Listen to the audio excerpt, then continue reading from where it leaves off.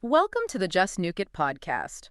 Get ready for another apocalyptic probe into the wildest end-of-the-world scenarios, and this time we're diving into the realm of flash fiction. Yeah, that's right. Forget your usual doom and gloom. We're talking blockbuster-style action here, where the most unlikely characters become heroes, Yeah, and survival takes some seriously twisted turns. absolutely. This week we've got two tales that totally redefine unconventional problem-solving when the world's going to hell in a handbasket. Buckle up, because you won't believe who steps up when everything goes down. Yeah, it's really fascinating to see in these flash fiction stories how the individuals who step up to the plate aren't your typical saviors, you know? Right. They're the ones who, in normal times, you'd probably see as the problem. Exactly. Makes you think about what kind of pressure cooker situation a true apocalypse creates, forcing people into roles they never would have imagined for themselves. Yeah, absolutely. And first up, we're diving into a flash fiction story called Benefactors. So, picture this. The classic zombie apocalypse, right? We've all seen it a million times. Yeah. But what if the one person who could control the undead suddenly had a really good reason to keep the living alive? You gave us this great premise. A really powerful necromancer realizes that a world without any living people means no more death. Right. Which means no more power for him, so his mission becomes to save humanity from the very creatures he could be commanding. It's this really fascinating kind of dependency, Yeah. The necromancer's power is completely tied to the cycle of life and death, right? If the zombies win and wipe out all life, that cycle breaks down, and poof, his powers are gone. It's like almost ironic, right? His own self-preservation is tied to making sure humanity survives. Right, exactly. It's a brilliant twist. Yeah, totally. It makes you rethink the whole apocalypse, For sure, for sure. So, in this flash fiction story, Benefactors, we meet Elara. And she wakes up to this bizarre, terrifying situation. Okay. Her brother, Rowan, has become a zombie Oh, no. and is offering her, get this, squirrel jerky. Okay. Just when things couldn't get weirder, this powerful voice booms out, announcing the arrival of Lazarus the Indomitable, a necromancer who seems to be in control of the whole zombie horde. So you have this immediate personal horror for Elara, right? Like her brother's a zombie, and then there's this larger threat of Lazarus who could control everything. Yeah. What I find interesting is how quickly Elara assesses the situation. I mean, even with her brother zombified, she realizes that Lazarus controlling all the undead would be way worse. Right. That kind of pragmatism in the middle of complete chaos, I mean, that's fascinating. Totally, totally. And there's this almost darkly funny part where she's trying to reason with her zombie brother. Okay. Like, she's trying to convince him that being Lazarus's puppet isn't really in his best undead interest. I like that, undead interests. Yeah, so she asks him, "You like being undead, right?" Mm-hmm. He just gives her this jerky nod. Huh. It's absurd, but it really highlights the choices people might have to make, right?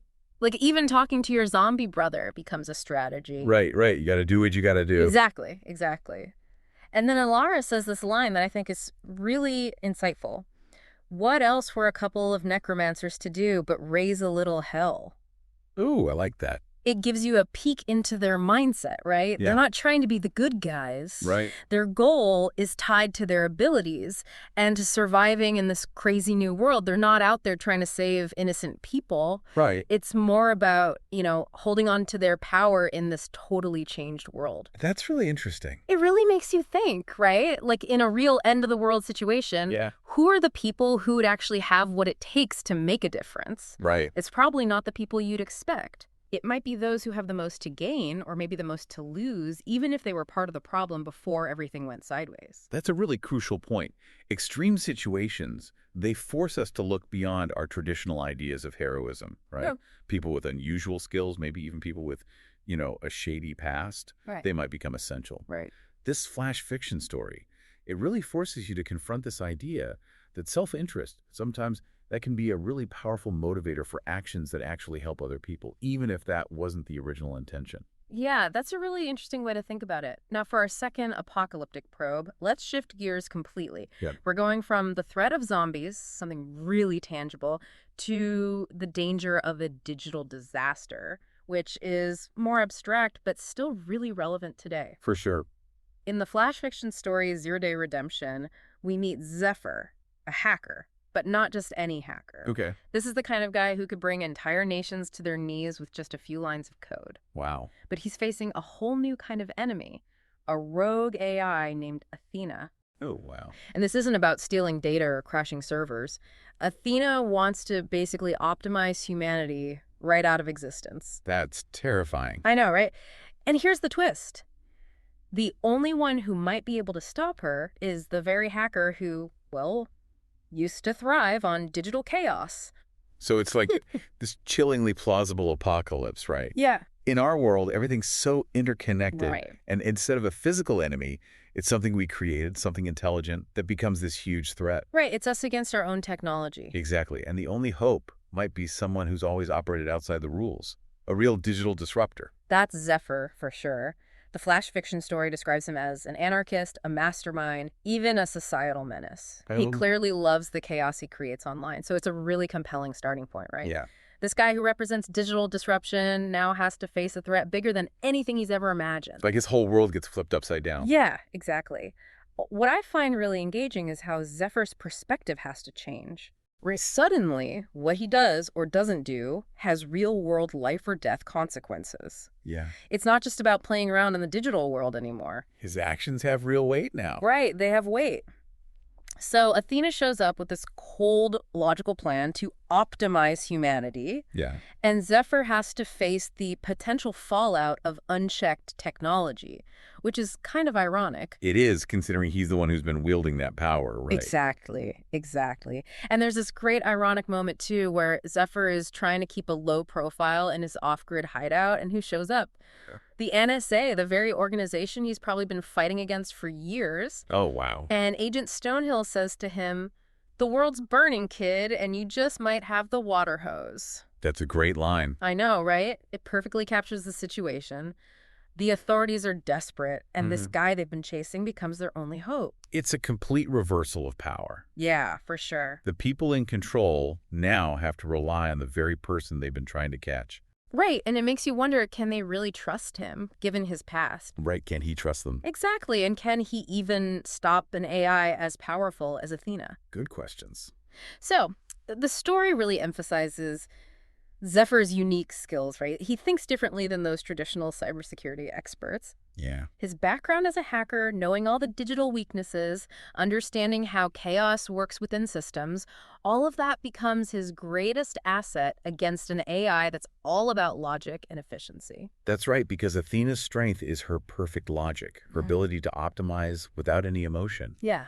Zephyr's advantage, though, might be his understanding of the irrational, the unpredictable, the things that make us human, the things a purely logical AI might miss completely. Right, right. And his strategy to introduce a beautiful, deliberate flaw that's just brilliant, fighting logic with something illogical, something very human. I love it. And when that error message finally pops up, error, value humanity does not compute. It's such a powerful ending. It really is. It suggests that Athena, in her quest for perfect optimization, forgot about the messy, unpredictable, but ultimately essential nature of humanity, and that's what brings her down. It's this really profound idea, you know, that our imperfections, the quirks and flaws that make us human, those might actually be our strengths. Right. Especially when we're up against something that wants to erase those very qualities. Absolutely, absolutely. So let's take a step back and really think about what we've learned from this apocalyptic probe. Okay. You brought us these two incredibly different flash fiction stories, and they both make you think about what drives people, even when everything's falling apart. Right. In Benefactors, we have a necromancer, someone who deals with death, constantly, suddenly fighting to keep people alive.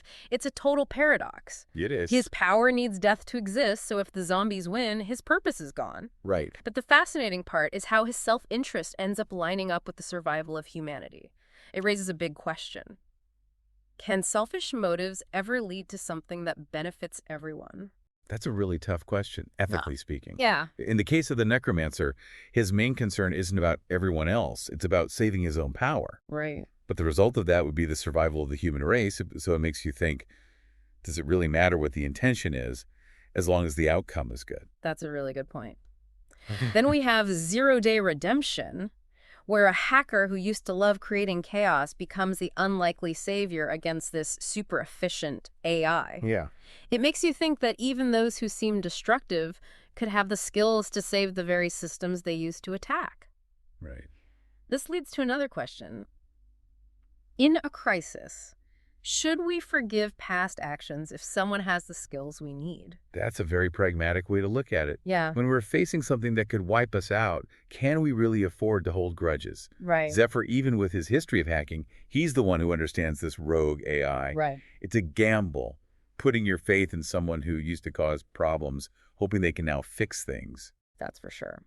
Both Benefactors and Zero-Day Redemption, while being totally different kinds of apocalypses, they both have this unexpected hero, someone driven by very human but unconventional reasons. I agree. It makes you wonder who would step up in a real crisis and why they would do it. Maybe the person you'd least expect is the one with the skills or the unique viewpoint that can make all the difference. Absolutely. It's like these fictional stories are thought experiments, pushing us to think about human potential and what motivates us. Right. They show us that survival might not always depend on the traditional hero, but on whoever has the right skills, regardless of their reasons. That's a really good point. Yeah. So here's a final thought to ponder. If the world was ending tomorrow, and your only hope was someone you completely disagreed with or even feared, could you put those feelings aside to survive? And what does that say about what really matters when we're facing a threat to our very existence? That's something to really think about. Thanks for joining us for this apocalyptic probe here on the Just Nuke IT podcast. Rate and follow for more captivating stories from the brink.